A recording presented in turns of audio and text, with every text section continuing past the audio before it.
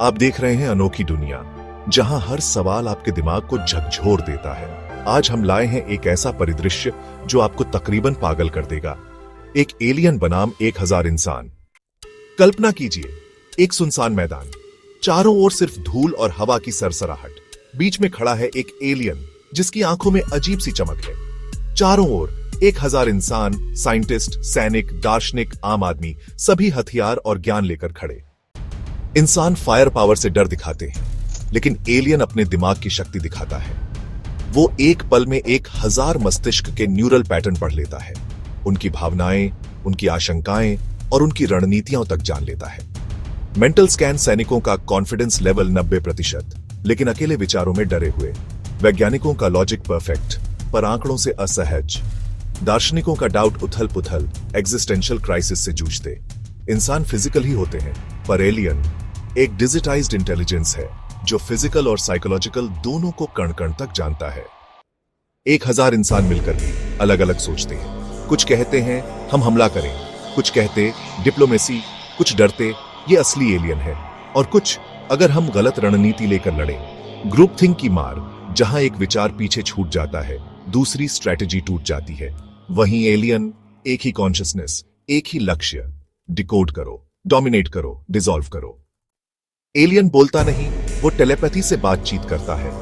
वो इंसानों को देयर डीपेस्ट फियर्स दिखाता है, वाया हेलुसिनेशंस, युद्ध भ्रांतियां, पराजय के सपने, खुद की पहचान खोने का डर। जब 1000 इंसान एक एक करके हेलुसिनेशन में खो जाते हैं, तो असली लड़ाई उनकी आत्मा और दिमाग की होती है।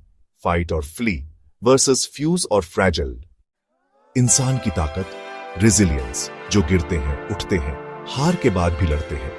लेकिन एलियन की ताकत प्रिसिजन, जो कभी हिलता नहीं, कभी थकता नहीं। 10 मिनट में 500 इंसान टूट चुके, 300 भाग चुके, 200 मानसिक संघर्ष कर रहे। एक एक करके वो गिरते जाते हैं, क्योंकि उन्होंने अपनी खुद की साइकोलॉजी को अंडर एस्टिमेट किया था। पर एक आखिरी मोड़ आता है, जब केवल एक इंसान बचता है।